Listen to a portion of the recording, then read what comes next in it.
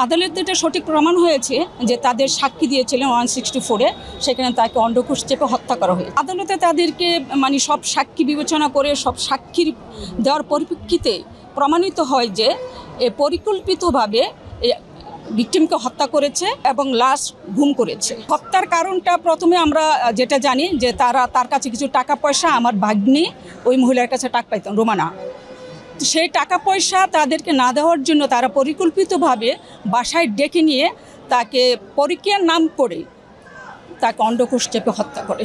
যে পরকীয়ার কথা বলে সেটাকে চালিয়েছে। আমার আশা ছিল এটা ফাঁসি হবে, কিন্তু আমরা সেই অনুযায়ী পাইনি। তো যাবজ্জীবন দিয়েছেন বিজ্ঞ আদালত। আমরা প্রত্যাশা করেছিলাম। আমরা 14টা সাক্ষী বিজ্ঞ উপস্থাপন করেছি।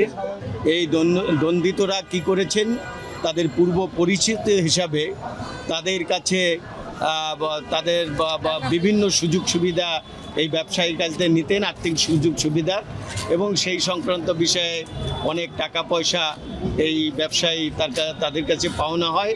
সেই পাওনা টাকা পয়সা না দেওয়ার জন্য পরিকল্পিতভাবে সাভারের সেই জাদুরচর এলাকায় নিয়ে যায় এবং সেখানে নিয়ে যেয়ে এই যে রুমা আক্তার সেই আসামিকে খুব বীভৎসভাবে হত্যা করে এবং হত্যার পরে তার ঘর থেকে সেই লাশ মধ্যরাত্রের পরে শেষ রাত্রের দিকে একটি বস্তায় ভরে এবং তাই চাদর এবং জামার পেঁচিয়ে পাশেই ওই বাসার পাশে জাদুরচর এলাকার আশেপাশে একটা কলা বাগানে সেখানে রেখে দেয়, ফেলে দেয়।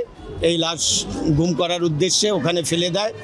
পরবর্তীতে একটা পর্যায়ে কয়েকদিন পর তার ব্যবহৃত জামাকাপড়, মোবাইল এইটা ব্রিজের নিচে নদীতে ফেলে দেয় এবং একটা পর্যায়ে আজকের বাদিনী তার এই যে নিকট আত্মীয় আমাদের এই ঢাকা বারেরই আইনজীবী, উনি এই সংক্রান্ত বিষয়ে এই মামলা করেন বিজ্ঞ আদালতে।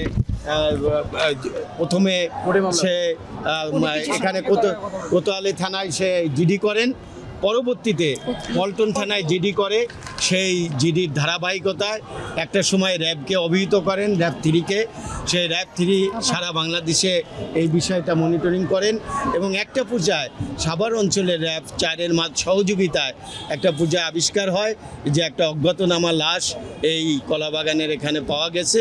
সেই লাশকে পরবর্তীতে ঢাকা মেডিকেলে যেখানে পাওয়া গেছে, আপনারা এই লাশটা দেখতে পারেন। এই বাদিনীকে অ্যাডভোকেট রেহানা পারভিন, তার আত্মীয় ভাগিনা এই যে মারা গেছেন, সে হলো এই বাদিনীর ভাগিনা। সে তখন ওই খবর পেয়ে ঢাকা মেডিকেলে যেয়ে এই লাশকে শনাক্ত করে এবং শনাক্ত করার পরে পরবর্তীতে তদন্ত করেন। তদন্তের পরে তদন্তকারী কর্মকর্তা এই আসামিরা তারা 164-এ জবানবন্দি দেয় কীভাবে এই আসামি এই হত্যা করেছেন এই মর্মে তারা জবানবন্দি দেয়। জবানবন্দির প্রেক্ষাপটে বিজ্ঞ আদালতে সাক্ষ্য প্রমাণ হয় এবং সাক্ষ্য প্রমাণে তারা দোষী সাব্যস্ত হয়।